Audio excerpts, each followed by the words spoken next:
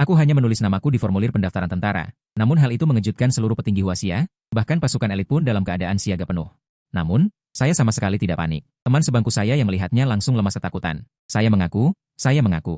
Hal ini membuat teman-teman di sekitar tercengang. Dosa mengerikan apa yang telah dilakukan orang ini sehingga begitu banyak pasukan elit dikerahkan? Teman sebangku saya segera mengaku. Seharusnya saya tidak melupakan penggunaan kantong belanja. Barang itu sekali dibawa, tidak akan pernah bisa dikembalikan. Tapi saya benar-benar tidak tahu kalau kantong belanja itu ilegal. Operasi ini membuat semua orang yang hadir terbelalak tak percaya. Saya berkata tanpa daya. Bisakah naga kedua ini melihat situasinya sebelum mengaku? Detik berikutnya, puluhan moncong senjata gelap mengarah ke kepala saya.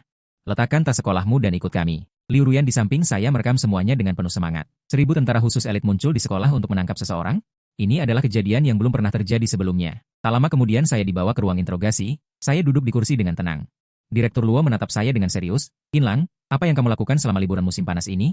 Saya berpikir sejenak tanpa menjawab pertanyaannya. Tak lama kemudian saya tertidur pulas. Direktur Luo berjalan ke arah saya dan membangunkan saya. Kami menerima kabar bahwa seorang tentara bayaran internasional bernama Rebon tiba-tiba naik ke peringkat ke-8 dalam daftar tentara bayaran internasional baru-baru ini. Setiap kali daftar tentara bayaran internasional diperbarui, itu akan menarik perhatian internasional. Saya menopang dagu saya dan menutup mata dengan damai. Hal ini membuat banyak polisi marah. Mata Direktur Gao sangat dalam. "Qin Lang, tolong bekerja sama dengan kami." Mendengar itu, saya perlahan mengangkat kelopak mata. Apakah ada bukti yang membuktikan bahwa itu adalah saya? Direktur Luo melempar saya sebuah map. "Mengapa Anda, sebagai warga negara besar, menjadi tentara bayaran di luar negeri?" Saya menggerakkan jari. Tentu saja saya melakukan ini untuk mencari uang. Direktur Luo sangat marah, bahkan ingin menyeret saya keluar dan menembak saya.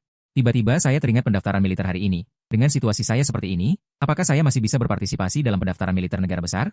Sudut bibir Direktur Luo berkedut. "Anda ingin mendaftar militer? Itu tergantung apakah Anda mau bekerja sama dengan kami." Saya berpikir, bukankah saya sudah bekerja sama dengan baik? Direktur Luo melanjutkan, "Ceritakan dulu apa yang Anda lakukan selama liburan musim panas." Saya berkata tanpa berpikir, mengambil kembali chip satelit, mengantarkan pemimpin geng. Membantu merebut kembali dokumen rahasia, dan juga membantu menyelamatkan warga negara di luar negeri. Sepertinya juga memberantas organisasi perdagangan manusia. Sekeliling menjadi sunyi seolah udara tersedot keluar, semua orang menatap saya dengan tercengang. Beberapa saat kemudian, seorang pria bertepuk tangan, "Apakah Anda percaya apa yang Anda katakan? Jangan pikir Anda peringkat.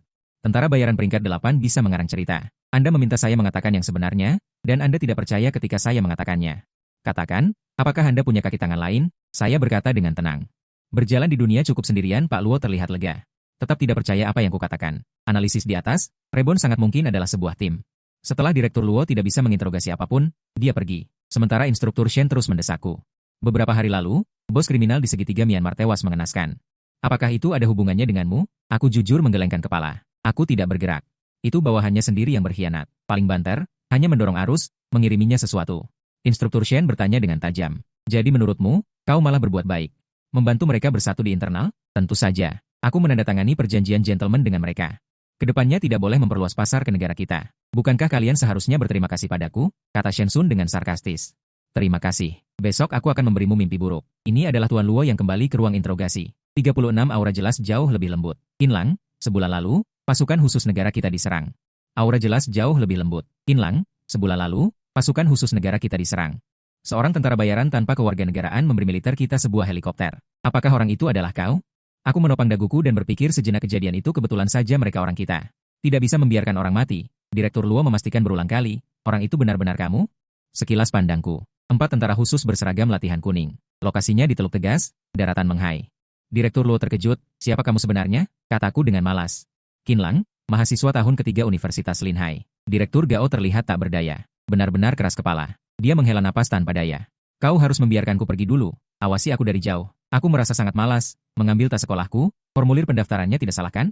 Instruktur Shen berkata dengan kesal. "Tidak." Saat itu, Liu Ruyan dari jurusan berita sedang memegang ponsel. Melihatku keluar, dia segera membuka rekamannya dan berlari menghampiri. "Permisi, teman sekelas. Mengapa ada begitu banyak polisi khusus tadi? Ada urusan penting denganmu?" Aku tidak berniat mempedulikannya. Mengambil ponselnya yang layarnya retak, aku mulai memesan taksi kembali ke sekolah. Setibanya di sekolah, banyak teman sekelas yang penasaran mendekat. "Qin Lang, mengapa kau sudah kembali? Mungkinkah kau benar-benar mata-mata?" Aku dengan tenang meletakkan bukuku. Kupikir mereka salah tangkap. Mustahil kan? Dengan kemegahan seperti itu, aku menatap mereka dengan acuh tak acuh. Kalau tidak, mengapa aku kembali? Teman-teman sekelas sontak terdiam. Pada saat itu aku belum tahu aku sudah menjadi pusat perhatian seluruh jaringan. Begitu keluar, 2 gadis kecil langsung memegang ponsel merekamku dari jauh. Datang ke pusat rekrutmen, aku menyerahkan formulir pendaftaran yang sudah kuisi. Begitu aku masuk kelas, aku merasakan ada yang tidak beres. Kelas yang biasanya sepi kini penuh, semua orang menatapku dengan rasa ingin tahu. Bahkan ada yang mengeluarkan ponsel merekam, sementara aku duduk lalu mendongak dan tertidur. Tiba-tiba profesor tua itu mengetuk papan tulis. Qin Lang masih tidur, bangun jawab pertanyaan ini. Teman sebangkuku Hao Dawei. Dia menyikutku dengan sikunya, aku bangun dengan canggung dari rasa kantukku memandangi soal di papan tulis. Orang-orang di sekeliling mulai berbisik-bisik heran kalau soal separuh papan tulis itu dia bisa mengerjakannya saja sudah aneh. Dalam keadaan setengah sadar aku menjawab selama 10 menit. Dosen tua itu mengangguk berkali-kali. Sangat bagus. Kesimpulannya akurat, tapi aku tetap harus mengkritikmu. Jangan tidur selalu dengan satu posisi. Mudah kaku leher, apalagi menghadap jendela mudah terserang stroke. Semua orang terdiam. Dia tidak mendengarkan kuliah, kamu masih peduli padanya. Kali ini dosen tua berwajah ramah itu mengundangku. Bergabung dengan proyek penelitiannya sambil mengulurkan 3 jari. Teman-teman sekelas langsung heboh. 3.000 itu tidak banyak, tapi cukup untuk mahasiswa. Hao Dawei menghela napas dengan sedih. Kau lupa menyebutkan 1-0 lagi, ekspresi semua orang membeku di wajah mereka. Di mana keadilan?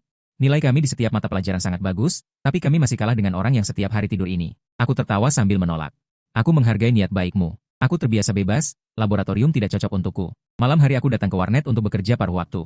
Paman penjaga warnet melihat saya dan memberikan kotak peralatan. Komputer nomor 12, 13, dan 132 itu. Lihat saja, layar jadi hitam tiba-tiba. Aku ambil alat dan perbaiki semuanya dalam setengah jam. Aku lihat Liu Ruyan yang mengikutiku sudah tertidur. Aku duduk di sudut, masuk ke sebuah situs web, lalu mencolokkan hard disk. Setelah itu, layar menampilkan kode digital acak. Beberapa menit kemudian, antarmuka yang mirip dengan perangkat Luna komunikasi muncul. Sudah beberapa hari tidak login, ternyata ada lebih dari 40 orang yang mencari saya untuk menjalankan misi. Salah satu pesan menarik perhatian saya. Memusnahkan kelompok penipuan Farkland, komisi 5 juta. Begitu teringat korban-korban ini adalah warga negara kita, aku langsung membalas. Bisa, tapi aku butuh satu hal lagi. Pihak lain langsung membalas. Apa yang kau inginkan? Aku butuh 80% dana dari grup penipuan. Setelah beberapa detik terdiam, pihak lain menjawab. Barang yang Anda minta terlalu mahal, atasan tidak setuju. Aku mengetik lagi, aku bisa jamin semua anggota inti akan dimusnahkan. Orang lain tidak bisa menjamin, karena Rebon dijuluki, tak terkalahkan, di kalangan tentara bayaran. Pihak lain berpikir sejenak lalu setuju. Tetapi meminta saya untuk cepat selesai, saya langsung pergi menjemputnya. Saya berhasil mengalahkannya lagi beberapa kali.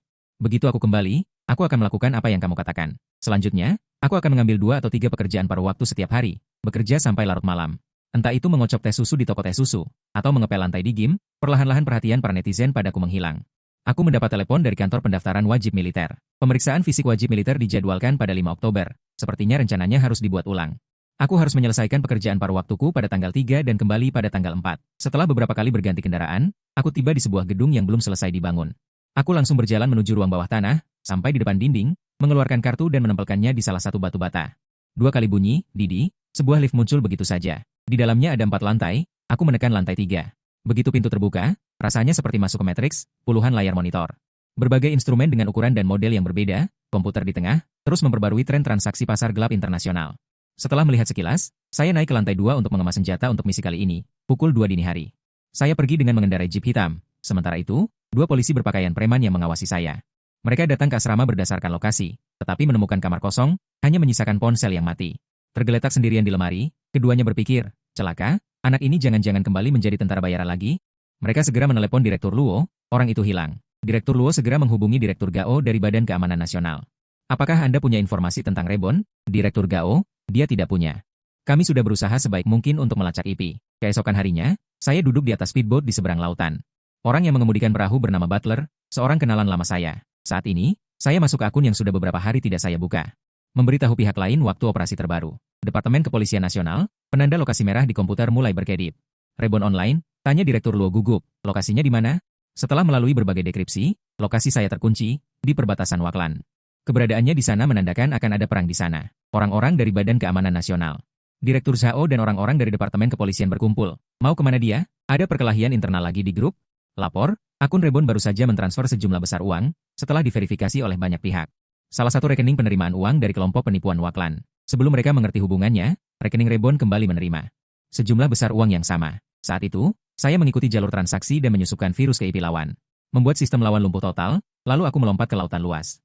Butler melihatnya dan meraung rendah, masih 5-6 mil laut dari pantai, Qin Lang si gila ini benar-benar berenang ke sana. Dia benar-benar monster. Berada di Waklan, saya sudah dengan kekuatan sendiri. Mengacaukan geng penipuan, sistem jaringan lumpuh, beberapa gedung perkantoran penting hancur. Dan lusinan tentara bayaran serta preman dari kelompok penipuan itu bahkan tidak melihat bayangan saya. Karena 3 tahun lalu saya sudah terikat dengan sistem. Menyelesaikan 1000 misi berarti hadiah skill tembak 100%. Perlahan, semakin banyak skill saya, semakin kuat kemampuan saya. Dari awal menangkap anak buah kecil, naik ke peringkat ke-8 daftar tentara bayaran. Sekarang saya memiliki puluhan skill. Jadi berani menyerbu kota sendirian. Di dalam geng penipuan Waklan, ledakan terus terdengar. Tiba-tiba, bawahan di samping bos terhuyung-huyung jatuh ke tanah. Bos, melihat kotak di tangannya, meringkuk dan melihat sekeliling. Siapa? Kami jujur. Saya beri Anda uang. Bawahan lain dengan dada merah padam, jatuh di dekat kaki bos. Saya mengenakan rompi anti peluru buatan sendiri. Dan helm muncul. Kalau tahu begini, kenapa harus begitu? Bos geng penipuan, dengan serakah di tanah. Kau tentara bayaran Rebon, dia tidak mengenal Rebon tapi pakaiannya adalah tandanya. Bos sindikat penipuan gemetar hebat dan bersujud mati-matian kumohon ampuni nyawaku semua uangku kuberikan padamu. Aku menatapnya dengan dingin. Di matamu, apakah setiap nyawa dapat diukur dengan angka? Detik berikutnya, terdengar suara, bang. Pria itu membelalak ketakutan, tubuhnya miring ke samping. Simpan kata-kata penyesalanmu untuk Raja Neraka. Setelah itu, saya mengeluarkan ponsel dan memotret bos kelompok penipuan itu. Disimpan dalam foto dari sudut yang berbeda, lalu dia berjalan santai ke kantor, mengembalikan uang penipuan selama 3 tahun terakhir kepada para korban. 3 hari kemudian, semua anggota sindikat penipuan, entah diikat dan dibawa, atau berdiri dengan angkuh, sekitar 100 orang berdiri dengan menyedihkan di alun-alun, aku berdiri di atas mobil sambil memegang megafon. Apakah kalian menyadari kesalahan kalian selama beberapa hari terakhir? Semua orang berteriak seragam, kami salah. Kami tidak akan menipu lagi. Lalu mereka berkata, semua data kalian sudah saya kirimkan secara anonim. Departemen terkait akan menjemput Anda untuk makan besar. Sekelompok orang langsung menghela napas, tapi pangkalan sebesar ini tidak bisa disia-siakan. Mulai hari ini, Anda akan menghadapi pertempuran terkuat dalam karir Anda. Kartu pertempuran yang cekatan, kartu pertempuran yang bereaksi cepat. Ratusan orang langsung terbagi menjadi 7 kelompok. Kemudian saya berkata dengan malas, sekarang ubah kantor menjadi hotel. Yang kuat bertugas memindahkan barang. Pergi ke pelabuhan untuk membawakan barang penumpang. Yang cekatan bertugas membersihkan. Yang bereaksi cepat menjadi sopir. Membawa penumpang berkeliling negeri. Perlakuan kelas 1 untuk berbagai orang. Saat ini mereka disuruh melakukan kerja kasar. Saya bertanya sambil menyipitkan mata. Ada keluhan? Semua orang menggelengkan kepala seperti gelombang. Tidak ada, beraninya kami tidak punya. Berita lokal Faklan hari itu. Geng penipuan terbesar hari ini secara resmi mengumumkan kebangkrutan. Lebih dari 100 anggota geng penipuan menjadi wisatawan hotel. Saat ini sedang dilakukan bantuan kepada anggota masyarakat. Staf Biro Keamanan Nasional negara itu melihat video di depan mereka dan terdiam bersama. Sekitar jam 10 malam tanggal 4, saya berganti ke alat transportasi terakhir. Sedikit cemas. Sopir, kecepatanmu lebih lambat dari sapi tua membajak sawah. Biar aku yang menyetir. Sopir, kecepatan mobilmu lambat seperti siput. Ini tidak bisa. Aku mengambil uangmu. Sungguh tidak sopan kalau aku menyuruhmu menyetir. Sedetik kemudian, aku menarik bajunya dan melemparkannya ke kursi belakang. Dengan satu injakan gas, kecepatan mobil langsung melonjak ke 150. 3 orang asing di mobil ketakutan setengah mati. Terlalu lambat. Jantungku tidak tahan. Tapi sekarang seluruh pikiranku dipenuhi pemeriksaan fisik besok pagi. Aku mengemudi secepat kilat. Perjalanan yang seharusnya memakan waktu belasan jam berhasil dipersingkat menjadi 5 jam. Sopir mengulurkan satu jari, memberi isyarat. Mengambil uang dari pekerjaan orang lain, mengambil nyawa dengan pekerjaanmu. Aku sama sekali tidak peduli. Membawa barang bawaan sendiri, berlari sekencang-kencangnya. Akhirnya jam 6 pagi aku tiba di rumah, mengembalikan semua senjata ke tempatnya. Mandi, berganti pakaian, dan kembali ke asrama. Hao Dawei masih tertidur pulas. Aku melihatnya. Aku masih bermimpi. Liburan belum berakhir. Kenapa Qin Lang ada di asrama? Aku menggelengkan kepala dengan pasrah. Pemeriksaan wajib militer jam 9 jangan lupa, lalu turun dan sewa sepeda, pergi ke kantor wajib militer. Begitu sampai kudengar mulai memanggil nama, Hao Dawei, apakah dia datang? Aku berpikir dalam hati. Pria ini benar-benar tidak mendaftar, kan? Detik berikutnya, sosok terengah-engah berlari. Ke depan Suzuren, melapor bahwa saya terlambat. Ekspresi Suzuren tidak senang. Terlambat 5 menit penuh orang yang tidak punya konsep waktu pantas jadi tentara, Hao Dawei berulang kali meminta maaf. Aku janji ini yang terakhir setelah kembali ke barisan, Hao Dawei berdiri di belakangku sambil menggertakkan giginya. Kenapa kau tidak mengerti aku? Aku meliriknya dengan dingin, menunggu kau terlambat bersamaku. Wajah Hao Dawei memerah, aku semalam main game sampai larut, jadi pagi ini aku tidak bangun. Aku menghela napas tak berdaya. Dawei, sebenarnya aku pikir kau seharusnya pergi ke dokter. Harusnya pergi periksa otak, jangan main game terus, pemeriksaan kesehatan terus berlanjut hingga jam 3 sore baru selesai. Aku bersiap makan bersama Dawei, tapi aku dihentikan oleh Direktur Luo, jadi aku terpaksa naik mobil bersamanya.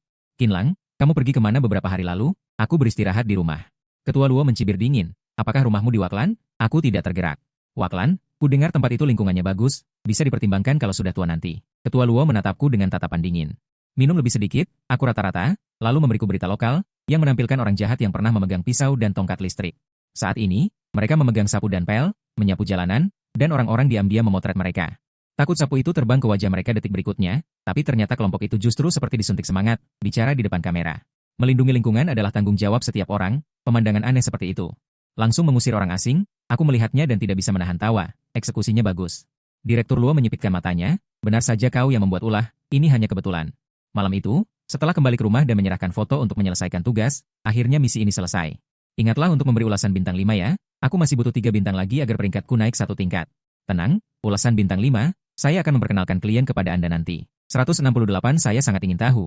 Saya meneleponnya. Keesokan harinya, jam 8 pagi, saya tertidur lagi di meja. Tiba-tiba Hao Dawei menyenggol saya dengan sikunya. 207 semua orang membawa koper mereka. Seperti domba yang sedang digiring, memasuki camp, mendengarkan komandan peleton Juba Oping yang bertugas menyambut mereka. 208 dia menjelaskan lingkungan pangkalan kepada kami, kantin tidak boleh dimasuki kecuali saat jam makan. 209 asrama Anda ada di gedung 3. Lingkungannya sangat bagus, di belakangnya ada gunung, dan ada banyak kambing dan ayam yang dipelihara di sini. 210 mereka semua dipindahkan oleh Cui Di untuk dirawat. Begitulah, semua orang membawa koper seberat puluhan kilogram dan berkeliling pangkalan selama 1 jam penuh. 211 semua orang terengah-engah karena lelah dan berkeringat deras, tetapi mereka semua bertahan sampai komandan peleton selesai berkeliling. 212 kemudian dia membawa mereka kembali ke gedung 3. Di sini ada asrama berkapasitas 8 orang. Hao Dawei dan saya mendapat kamar yang sama. 213 saat saya hendak meletakkan koper saya di tempat tidur bawah dekat pintu, tiba-tiba seseorang mendahului saya dan melemparkan ransel saya ke atas tempat tidur. 214 tempat ini sangat bagus, saya akan tidur di sini. Saya berpikir tanpa ekspresi untuk pergi ke tempat tidur bawah lainnya, tetapi ternyata ditempati oleh... Saya sangat ingin tahu untuk memberinya tepukan,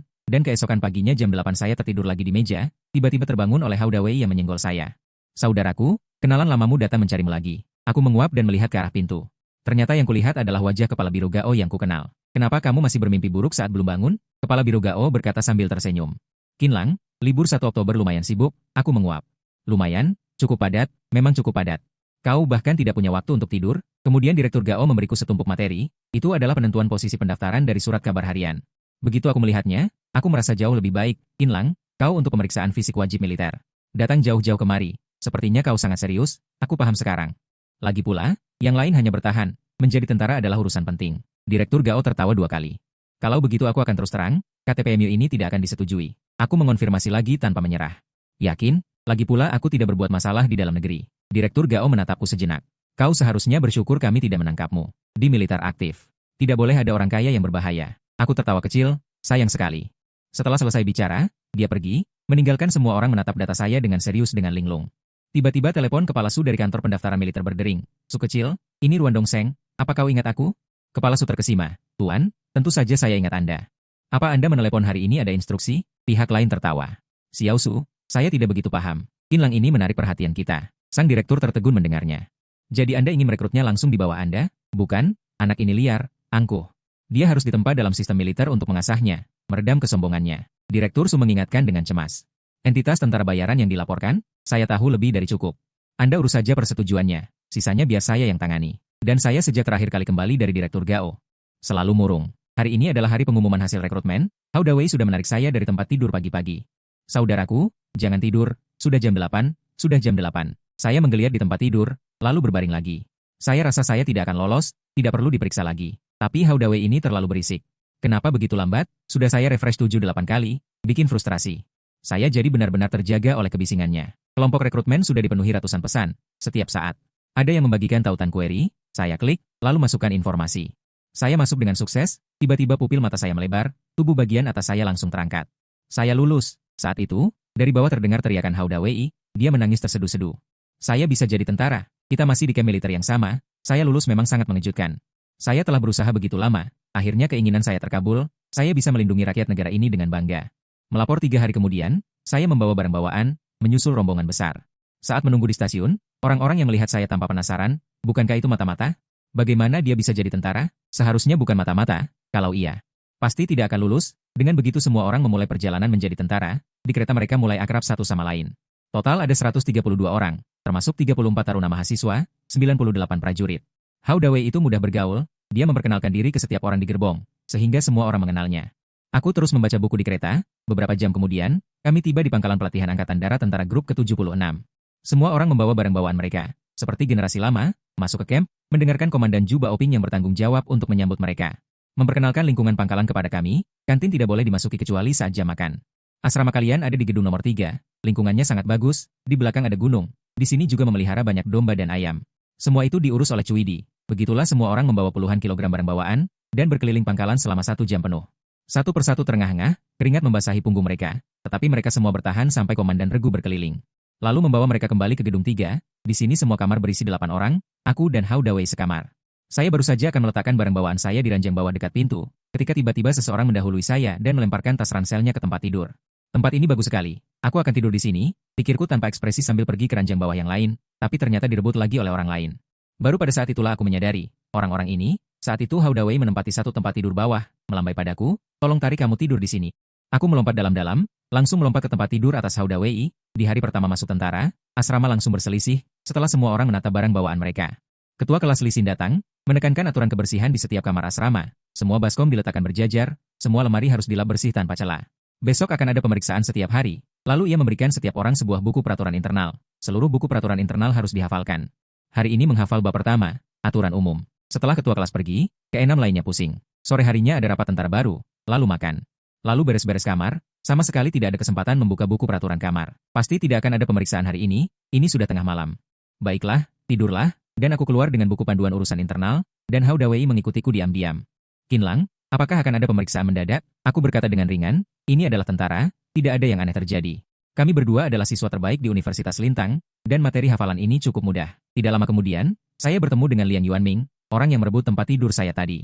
Dia tipe orang yang belajar dengan buruk, lalu menyeret orang-orang di sekitarnya untuk ikut menderita. Benar-benar pantas disebut siswa terbaik di Universitas Linting, keluar tengah malam untuk menghafal buku. Aku meliriknya sekilas, seekor hewan berlari, babi yang malas dan rakus berlari paling lambat, menurutmu apa yang terjadi padanya? Disembelih, lalu aku kembali ke asrama tanpa menoleh, meninggalkan Liang Yuanming yang terpaku di tempat. Sialan Kinlang, dia berani membandingkanku dengan babi bodoh. Pukul 6 pagi keesokan harinya, terdengar suara trompet bangun, yang menunggu mereka bukanlah makanan lezat, tetapi antrean panjang di depan pintu kantin. Lisin berkata dengan dingin, hanya mereka yang telah menghafal pasal pertama peraturan internal yang boleh sarapan. Yang hafal, angkat tangan. Lisin berkata dengan tidak senang, apa dia tidak punya mulut? Kenapa kamu menjawab untuknya? Kemudian Lisin berjalan ke sampingku dan bertanya, karena dia bilang kamu hafal, coba kamu bacakan. Aku membacanya dengan suara lantang, kelancarannya seperti membaca dari buku, menyelesaikannya tanpa satu kesalahan pun. Lisin mengangkat alisnya dengan terkejut. Hanya menatapku, aku berkata pada orang lain, lihatlah alisnya, baru lulus. Masuklah. Banyak orang mengetukkan gigi, menatap punggungku dengan iri. Di hari pertama masuk sekolah aku sudah punya musuh banyak. Akhirnya, Hao Dawei membaca dengan agak kesulitan. Namun misi tetap terselesaikan. Puluhan orang kelaparan, dengan tatapan ganas, berdiri di depan kantin sambil memegang surat perintah internal dan membacanya. Setelah sarapan, tibalah latihan fisik. Instruktur Geinjie berkata tanpa ekspresi, lintasan lari lintas alam 5 km adalah 40 menit. Siapapun yang tidak lulus hari ini akan membersihkan kandang domba. Latihan fisik kali ini membuat Liang Yueming dan yang lainnya semakin percaya diri. Apa gerangan para kutu buku itu selain menghafal buku? Lisin berjalan ke sampingnya. Menariknya ke barisan paling belakang, kamu sangat suka bicara. Kalau begitu ingatlah baik-baik, menghela napas pun dihitung 10 kata per menit. Aku lihat siapa yang akhirnya harus membersihkan kandang domba. Begitu peluit berbunyi, semua orang mulai berlari mengelilingi gunung belakang. Aku berdiri di posisi paling belakang, hanya dipisahkan oleh beberapa orang dari Liang Yueming. Awalnya semua berjalan normal, setelah 20 menit, mulai ada yang merasa tidak kuat. Hanya dipisahkan oleh beberapa orang dari Liang Yueming. Awalnya semua berjalan normal, setelah 20 menit, mulai ada yang merasa tidak kuat. Sudah berapa meter? Lelah sekali. Aku sedikit terengah-engah. Liang Yueming sudah sangat lelah, tetapi dia ingat misinya, terus menggambar garis tegak lurus di belakang orang-orang yang menghela napas. Hao Dawei kini terengah-engah, kelelahan. Aku sudah lama terbiasa. Bahkan tidak ada setetes pun keringat yang jatuh di wajahnya. Lari jarak jauh perlu mengatur ritme pernapasan, mengatur pernapasan, tarik napas 3 langkah, hembuskan napas 3 langkah. Beberapa orang di belakangku mulai berlari mengikuti ritmeku. Perlahan-lahan, aku benar-benar tidak merasa terlalu lelah lagi. Beberapa orang tanpa sadar memuji, Kinlang, kamu sungguh hebat. Aku buru-buru mengisyaratkan agar diam. Menunjuk ke arah Liang Yueming di belakangnya. Saat ini wajah Liang Yueming memerah dan lehernya tegang. Namun senyum di bibirnya tak bisa disembunyikan. Hao Dawei gembira. Celaka, cucu Liang Yueming pasti akan menargetkan Kinlang. Perlahan, kami beberapa orang dari posisi agak belakang melompat ke posisi tengah, semakin menjauh dari Liang Yueming. Tim bertambah menjadi lebih dari 30 orang. Untuk menyesuaikan kecepatan sebagian besar orang, aku hampir berjalan lambat, menyelesaikan misi tepat pada batas 40 menit.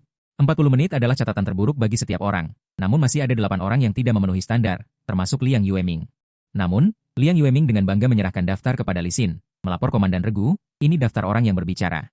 Kinlang yang paling banyak bicara. Lisin melirik di antara kami, lalu memanggil 3 orang lagi dari daftar. Kinlang, Jiang Yundi, Chen Rui, dan kalian berdelapan, hari ini bertanggung jawab membersihkan barak. Lisin memerintahkan semua orang berbaris rapi. Aku sudah janji pada bagian dapur, barak bulan ini akan jadi tanggung jawab bersama para rekrutan baru. Mulut semua orang berkedut.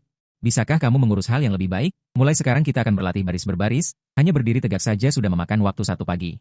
Seorang tuan muda saja kalian tidak becus, apa kalian semua sampah? Akhirnya 1 pagi berlalu, sekelompok orang seperti anjing yang kehilangan rumah. Mendekati pintu kantin, namun masih harus menghadapi perintah pemeriksaan kebersihan. Kekesalan semakin menyelimuti mereka. Saat itu kantin sangat sunyi, hanya terdengar suara sumpit menyentuh piring, meskipun rasa makanannya tidak enak. Namun, sehelai sawi pun bisa dihabiskan sampai ke akarnya. Setelah meninggalkan kantin, Hao Dawei bertanya dengan rasa ingin tahu. Qinlang, kamu tidak merasa lelah? Saya bertanya balik, ini kan dasar sekali, kenapa kamu lelah? Hao Dawei membelalakan mata tak percaya. Mungkinkah dia dirasuki semangat militer? Kembali ke asrama, dia naik keranjang dengan lesu. Tiba-tiba bunyi sirine memanggil mereka dari tempat tidur. Badanku pegal linu, bahkan tidur siang saja tidak boleh.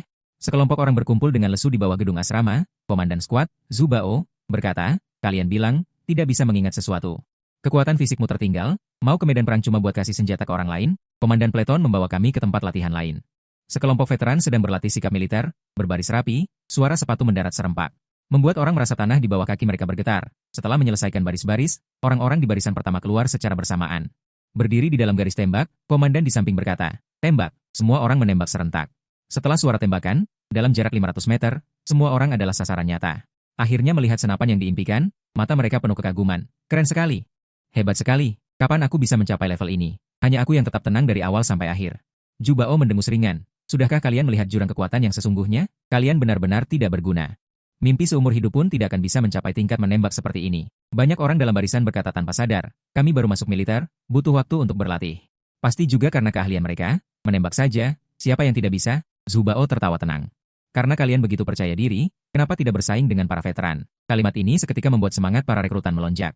Baiklah, mari bertanding. Kami tidak berpengalaman. 500 meter terlalu jauh, bukan? Kalau begitu, biarkan kalian para kadet baru mencobanya. 277-200 meter. Ada yang mau menantang? Begitu dikatakan, tidak banyak yang mendaftar, tapi banyak yang mengejek. 278 bahkan ada yang menatapku. Anak misterius ini, apa kau punya kartu as? Jangan sembunyikan lagi. 279 cepat bantu kadet baru kita membanggakan diri. Kataku datar, aku belum pernah memainkannya. Ini barang antik dari generasi mana? 280 senjata yang kupakai adalah hasil riset ilmiah terbaru saat ini. Ini kata Liang Yueming dengan sinis, kalian masih berharap Qinlang panik dan mencari pengobatan yang salah? 281 banyak orang bertanya pada Liang Yueming dengan rasa ingin tahu. Apakah kau pernah menyentuh senjata sebelumnya? Di saat kritis, kita harus mengandalkan kakak Liangku. 282 hasilnya, berat sebenarnya senjata itu membuatnya terkejut. Sebelumnya dia hanya pergi ke museum desain profesional dan menyentuh senjata. 283 berat yang sangat berat ini, rasanya lengan tidak bisa lurus. Berdiri diam di samping, postur Liang Yueming saat mengerahkan tenaga. 284 tidak, kekuatan di lengan salah. Benar saja, dengan suara, boom, begitu peluru ditembakkan. 285 kurang dari 100 meter sudah menancap ke tanah. Aku menggelengkan kepala tanpa daya, dengan level ini berani sekali. 286 memikul harapan seluruh desa. Ekspresi tak berdayaku menarik perhatian teman Liang Yueming. 287 Qinlang, kenapa kau mengejek kakak Liang? Orang rendahan yang sombong. Setidaknya dia maju untuk kita. Bagaimana denganmu? 288 sebelum aku menjawab, aku dibentak keras oleh Zhu Baoping. Inikah hubungan di antara kadet baru kalian? Saling mendorong, saling menyerang. 289 di medan perang. Apakah karena siapa yang berjalan ke arah manapun bisa bertengkar? Sekelompok orang itu seperti terong yang layu. 290 menunduk tanpa bicara. Wajah Liang Yueming semakin pucat dan tak tahu malu. Sementara para veteran berdiri di samping mengamati mereka dengan saksama. 291 suara ejekan dan cibiran di sekitarnya semakin keras. Tiba-tiba aku melangkah maju. Semua mata tertuju padaku. 292 Liang Yueming mengertakkan gigi. Cepat kembali, jangan mempermalukan diri sendiri. Detik berikutnya aku mengambil senjata yang dilemparkan Zhu Baoping. 293 baik posisi berbaring maupun berdiri. Keduanya standar. Kadet baru tidak melihat triknya dan masih mengejek. 294 masih berpura-pura memegang senjata. Dia mungkin bahkan tidak melihat gagang senjatanya. Sementara para veteran, setelah melihat gerakanku yang profesional. 295 semua sangat terkejut. Dengan suara boom, semua orang menjulurkan leher melihat ke arah sasaran tembak. 296 apakah kena? Rasanya seperti kena sasaran, tidak terlalu yakin. Li Xing dan Zhu Baoping mengambil teropong. 297 melihat ke arah sasaran tembak. Qinlang, bagaimana menurutmu hasil tembakanmu kali ini? Lumayan, standar. 298 baru 200 meter, aku bisa mengenainya dengan mata tertutup, kan? Kadet baru mendengar kata-kata Qinlang. 299 tertawa kecil. Lihat betapa hebatnya kau, sebentar lagi kau akan ditampar. 300 Zhu Baoping dengan tenang mengatakan, angka lingkaranku, 10. Bahkan ada yang menatapku, kau anak misterius, punya kartu truf kan? Jangan disembunyikan lagi. Bahkan ada yang menatapku, kau anak misterius, punya kartu truf kan? Jangan disembunyikan lagi. Cepat berikan kejayaan bagi para rekrutan kita. Aku berkata datar, aku belum pernah memainkannya. Ini semua peninggalan zaman kuno? Senjata yang aku gunakan adalah hasil penelitian ilmiah terbaru. Ucap Liang Yueming dengan nada sarkastik. Kalian masih berharap Qinlang panik dan asal pilih? Banyak orang bertanya dengan penasaran pada Liang Yueming. Apakah kau pernah berurusan dengan senjata sebelumnya? Di saat genting seperti ini, tetap saja harus mengandalkan kakak Liangku. Hasilnya, berat asli senjata itu membuatnya terkejut. Dia sebelumnya hanya pernah mengunjungi museum desain profesional dan menyentuh senjata. Berat yang terasa membuat lengannya tidak bisa lurus. Dia berdiri diam di samping. Postur Liang Yueming saat mengerahkan tenaga. Lengan tidak kuat menahan, tidak salah lagi. Dengan bunyi, bang, peluru itu baru saja ditembakkan. Kurang dari 100 meter sudah menancap ke tanah, aku menggelengkan kepala tak berdaya. Dengan level seperti ini berani-beraninya menanggung harapan seluruh desa, ekspresi tanpa kata saya menarik perhatian sahabat Liang Yueming. Qinlang, kenapa kamu mengejek Liang Ge yang sombong? Bergantung padanya, setidaknya dia berani maju untuk kita. Kamu bagaimana? Saya belum menjawab tapi sudah dibentak keras oleh botol permata. Inikah hubungan antara rekrutan kalian saling mendorong saling menyerang? Di medan perang apakah akan terjadi pertengkaran karena siapa yang ke arah mana? Semua orang terdiam seperti terong layu. Membungkuk tanpa bicara, Liang Yueming pucat pasi dan malu luar biasa. Para veteran berdiri di samping, mengamati mereka dengan seksama. Sorakan dan ejekan di sekitarku semakin keras. Tiba-tiba aku maju, semua mata tertuju padaku. Liang Yueming mengatupkan giginya, cepat kembali, jangan mempermalukan dirimu. Detik berikutnya, aku mengambil botol permata yang dilemparkan dan menangkap senjatanya. Baik posisi tidur maupun posisi bertempur, keduanya standar. Prajurit baru tidak mengerti, masih mengejek. Masih berpura-pura memegang senjata. Dia mungkin bahkan tidak bisa melihat gagang senjatanya. Setelah veteran melihat postur profesional saya, semuanya sangat terkejut. Dengan bunyi, bang, semua orang menoleh ke arah sasaran. Sudah kena? Rasanya seperti kena, papan senjatanya tidak terlalu yakin. Li Xing dan bot permata mengambil teropong. Melihat ke arah papan senjatanya. Qinlang, bagaimana menurutmu tembakanmu kali ini? Lumayan, sesuai aturan. Baru 200 meter, aku bisa mengenainya meski sambil menutup mata. Oke, para rekrutan baru mendengar perkataan Qinlang. Namun mereka hanya mendengus. Lihat betapa hebatnya dirimu, sebentar lagi kau akan ditampar. Zhu Bao membalas dengan tenang, lingkaran tembakanku, 10 lingkaran. Para veteran tertawa geli. Sedangkan para rekrutan baru menatapku tak percaya. Anak ini kemarin baru saja membereskan orang asing, hari ini begitu beruntung? Zheng Bubing mendengar desas-desus orang-orang dan berkata, Qinlang, berani kau coba jarak 300 meter? Aku diam saja, memikirkan sesuatu. Tentara baru mengira aku bodoh, sepertinya dia tidak bodoh, tahu kapan harus berhenti, tahu kalau 300 meter pasti akan ketahuan. Liang Yueming juga berkata dengan sinis, jangan kau gunakan kemampuanmu yang luar biasa untuk pekerjaan kasar, pada akhirnya kita semua akan menanggung akibatnya bersamamu. Hao Dawei tidak tahan mendengarnya, tapi apa hubungan Qinlang, dia membantumu membersihkan kekacauanmu. Ini adalah langkah maju saya, 300 meter tidak menantang, langsung 500 meter. Kali ini para kadet lama dan baru tertawa terbahak-bahak, apakah dia belum bangun? Bagaimana nasib seorang kadet baru yang begitu sombong? Hao Dawei tidak bisa menahan kekhawatiran. Saudaraku, kamu terlalu banyak bicara hanya untuk membela harga dirimu. Ayo kita sudahi saja. Zheng Bubing langsung bertepuk tangan dan memuji. Bagus, keberanianmu luar biasa. Kalau begitu aku ingin melihat apakah kamu benar-benar punya kemampuan itu.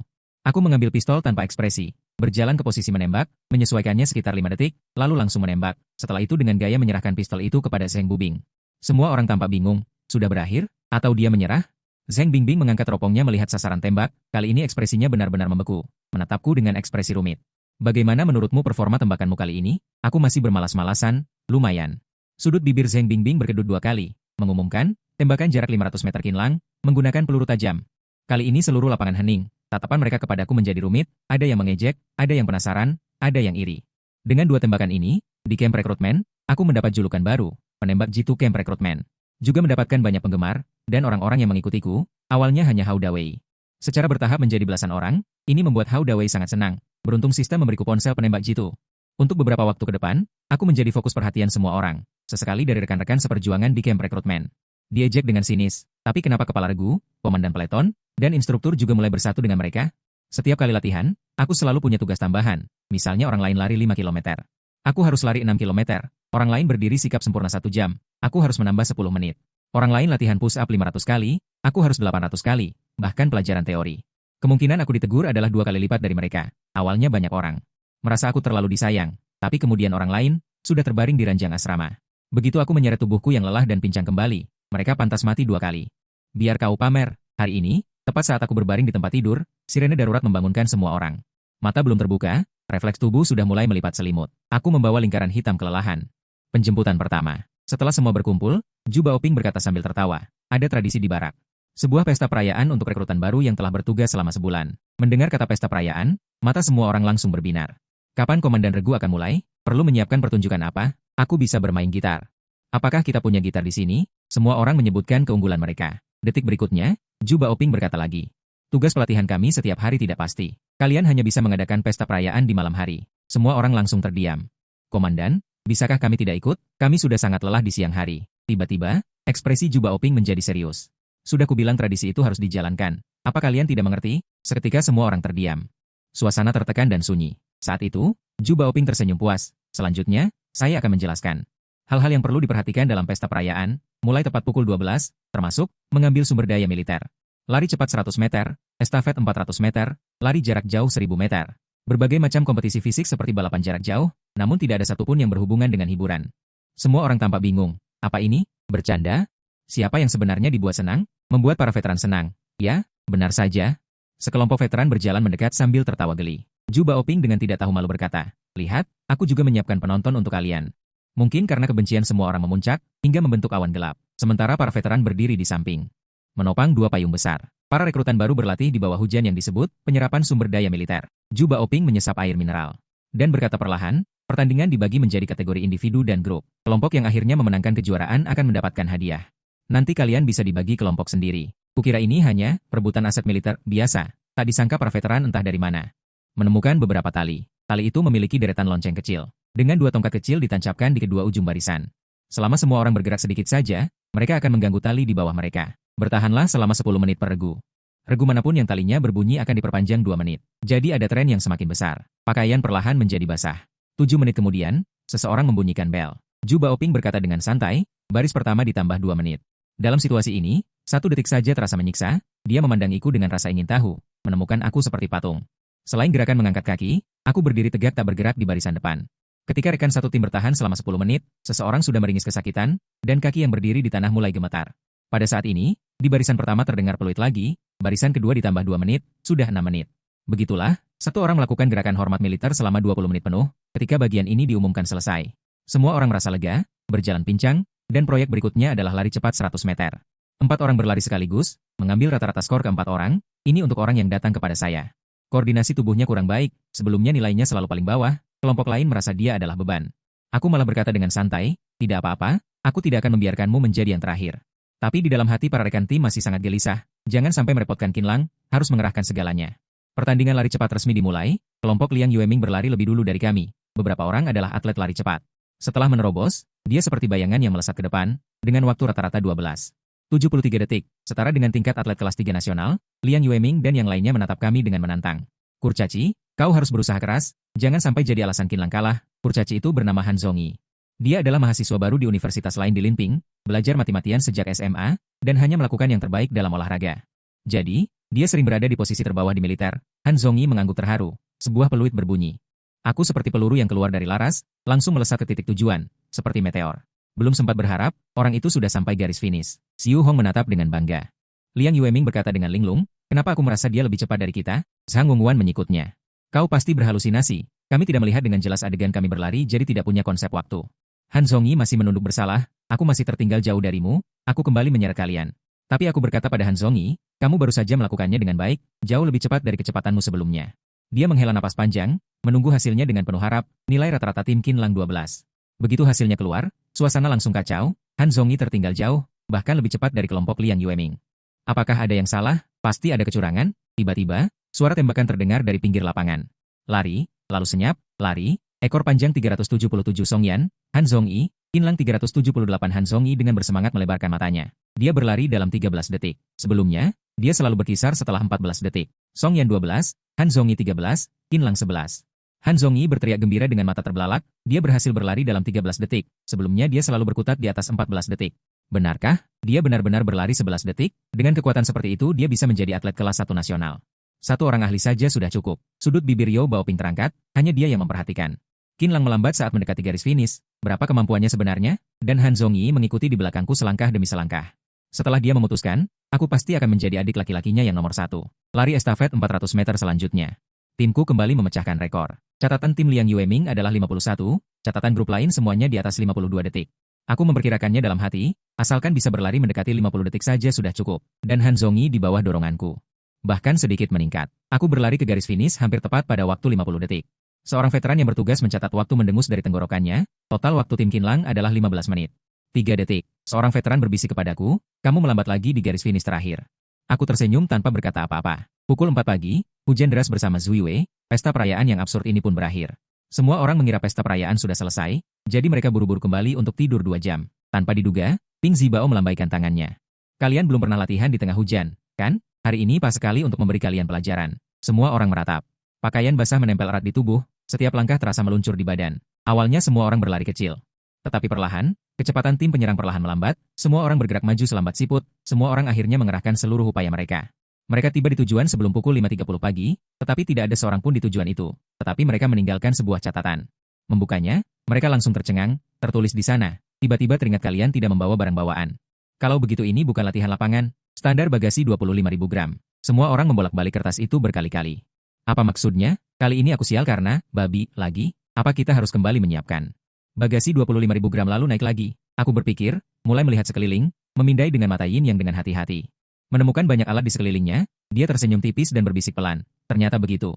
Liu Ruyan di sampingku bertanya, cukup, apakah kamu tahu maksudnya? Aku perlahan berkata, maksudku, kita harus menyiapkan beban seberat 25.000 gram. Apapun itu, misalnya ada pohon, batu, dan beberapa tas di sekitar. Semua bisa dimanfaatkan. Suaraku tidak keras, tapi banyak orang di sekitarku mendengarkan. Seseorang mengerutkan kening dan bertanya, ini hanya spekulasi kan? Kalau-kalau kita malah membawanya ke bawah.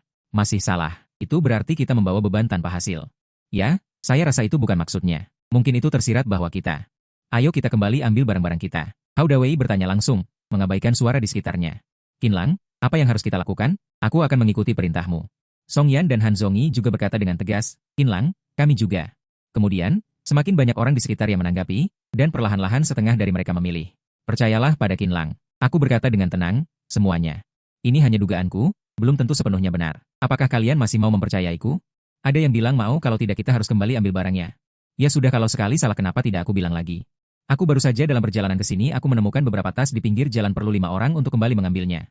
5 orang segera merespons. Aku akan mengambilnya, kataku kemudian. Aku memperhatikan ada banyak karung pasir dan batu di dekat sini. Ada yang mau membawakannya ke sini, masih ada 1.000 miliar dalam satu teko. Kemudian aku menunjuk 2 pohon di dekatnya. Pohon itu memiliki 2 kapak di batangnya. Tidak lama kemudian, semua orang mengumpulkan barang-barang di dekatku. Semua orang memperhatikan bahwa karung pasir diberi label 10 kilogram. Dan meskipun batu-batu itu terlihat tidak beraturan, beratnya hampir sama. Liang Yueming dan yang lainnya di samping. Melihat bahan-bahan yang begitu melimpah ini, saya juga menyadari bahwa mungkin memang seperti yang mereka katakan, tetapi mereka tidak mau menerima. Seolah-olah dia menjadi bawahan saya. Mereka bertiga berkata dengan keras kepala, saya tidak berpikir begitu. Saya punya ide lain, kalian renungkan di sini saja, kami hanya menemukan lebih dari 30 tas. Banyak orang mulai khawatir tidak punya kantong untuk membawa barang berat. Saya dengan tenang berkata, semuanya, jangan panik dulu. Pasti ada lagi di sekitar sini. Kalian bisa cari. Saya tidak tahu kenapa. Saat ini, saya seperti seorang ahli strategi. Semua orang mempercayai saya tanpa bertanya. Beberapa saat kemudian, mereka mengembalikan banyak barang berat, jadi aku membagikannya sesuai berat, dan akhirnya tersisa beberapa batu. Aku menggoyang-goyangkan kapak di tanganku, tak kusangka benda ini tidak terpakai, tapi kapak ini tidak ringan. 2 bilah yang disatukan saja sudah cukup menakutkan. Entah langit berbaik hati atau tidak, mengerti kesusahan mereka yang tidak tidur semalaman. Sekarang juga berhenti. Di ruang kontrol pemantauan saat ini, Zhu Baoping dan Ge Yingjie berdua sedang menonton tayangan langsung. Trik ini mereka gunakan setiap tahun untuk melawan orang-orang yang bekerja keras itu, tetapi hanya sedikit yang benar-benar mengerti maksud mereka. Namun, tak disangka, Qinlang justru menebak maksud tersembunyi itu. Anak ini, Qinlang, punya sesuatu. Kemampuannya mengamati sangat kuat. Benda yang ditaruh di pinggir jalan saja bisa dia perhatikan. Benar, biasanya di hari hujan seperti ini, tidak banyak orang yang akan memperhatikan apa yang ada di sekitar, dan kamu tidak menyadarinya sama sekali, dia punya kemampuan memimpin. Ge Yingjie mengangguk, saya sangat merasakan ini, di hari pertamanya menjadi tentara. Hanya Dawei yang ada di sampingnya, hari-hari ini berlalu, semakin banyak orang di sekitarnya. Dia sekarang adalah pemimpin di regu rekrutan, kata Zhu Baoping sambil menyipitkan mata. Tapi Qinlang masih bermain sandiwara dengan kita. Apakah dia tidak berniat menunjukkan kemampuan aslinya kepada kita? Ge Yingjie berkata sambil tersenyum. Sekarang semuanya terungkap, ketika saatnya tiba untuk pergi ke pasukan khusus. Apa yang harus dilakukan? Zhu Baoping tertawa terbahak-bahak, lalu mendekat dan berkata dengan misterius. Getua, tahukah kamu dulu Qinlang bekerja sebagai apa? Ge Yingjie mengangguk. Pernah dengar? Zhu Baoping sangat bergosip, orang-orang kita. Saat mendekati kaki gunung, kami bertemu Liang Yueming dan yang lainnya, mereka berjalan menaiki gunung dengan lesu. Kami ingin berpapasan, tetapi tanpa diduga seseorang di belakang kami memimpin. Bukankah ini kalian? Kenapa kembali lagi? Jangan bilang kalian belajar dari kami mencari tas untuk barang-barang? Semua orang mencemooh. Liang Yueming mengepalkan tangannya, menatapku dengan ganas, mengertakkan giginya dan berkata, Qinlang, kamu tunggu saja. Aku meliriknya dengan santai. Dalam hati, apa hubungannya denganku? Jika kamu bodoh, jangan salahkan orang lain terlalu pintar, kan? Setelah turun gunung, Li Xinzheng berdiri di depan timbangan, melihat tas di belakang mereka. Lumayan juga. Tidak terlalu bodoh, masih bisa mengerti maksudnya. Baiklah. Letakkan ransel di penyangga. Hanya yang memenuhi syarat yang boleh pergi. Semua orang menegakkan punggung dan meletakkan ransel di penyangga. Ekspresi sangat bangga. Semua orang lulus. Saat ini sudah pukul 8:30 pagi. Sudah lewat waktu makan di kantin. Sejak kemarin siang sampai sekarang, kami sudah hampir 20 jam tidak tidur. Sekarang mengantuk dan lapar. Awalnya ingin makan besar, tapi ternyata di kantin hanya tersisa sisa makanan. Aku hanya bermimpi, akan baik-baik saja setelah bangun. Tiba-tiba ada yang tertawa. Setidaknya kita masih punya makanan. Nanti Liang Yuming dan teman-teman kembali bahkan kuah sayur pun tidak ada. Begitu dibandingkan, seketika merasa hidangan di mangkuku adalah makanan lezat. Tuang kuah sayur ke nasi, lalu kembali ke asrama dan langsung tidur. Tapi 2 jam kemudian aku dan Hao Dawei dibangunkan lagi oleh suara bising. Ternyata Liang Yuming dan beberapa orang baru saja selesai misi dan kembali. Melihat kami tidur nyenyak di ranjang, mereka seketika merasa tidak senang. Sengaja membuat suara bising. Aku meliriknya dengan tenang lalu menutup mata lagi. Hao Dawei kesal, bisakah lebih tenang? Kami masih beristirahat. Liang Yuming berkata dengan sinis. Kalian belum cukup tidur? Aku takut kalian tidak dapat makanan di kantin, jadi dengan baik hati mengingatkan kalian. Lalu dia berjalan ke arah ranjangku lagi. Apa kau merasa senang melihatku begitu sengsara? Aku berkata tanpa ekspresi. Kau salah paham. Aku tidak punya perasaan apapun padamu. Liang Yuming benar-benar murka. Kalau bukan karena wajah Qinlang, sore harinya ada latihan menembak. Semua orang bersemangat. Saat latihan menembak, pistolnya tidak ada peluru. Latihan posisi dulu, terutama untuk merasakan pegangan. Memegang selama belasan menit lengannya tidak terkontrol jatuh ke bawah. Saat ini, Zhu Baoping dan Geng Jie akan mengambil popor senjata. Menepuk keras lengan menegang. Apakah gagang senapan ada di tanah? Jika kalian terus menembak seperti ini, mungkin hanya bisa bermain tikus tanah. Semua orang meringis karena dipukul popor senapan. Dari ratusan orang, hanya aku yang tidak dipukul. Beberapa kali botol permata berdiri di sebelahku. Tapi aku tetap tak tergoyahkan, dia tidak bisa menemukan kesalahan apapun. Jadi dia harus mencari masalah dengan orang lain. Saat itulah Hao Dawei mendekatiku dan berbisik. Qinlang tidak adil, dia tidak memberitahu temannya trik apapun botol perhiasan. Kuda mendengarkan bisikan di antara mereka. Tersenyum jahat. Ya, Qinlang. Kalian semua adalah peserta pelatihan dari angkatan yang sama. Keterampilanmu pasti lebih praktis. Melihat senyum botol permata itu, dia sudah mengerti.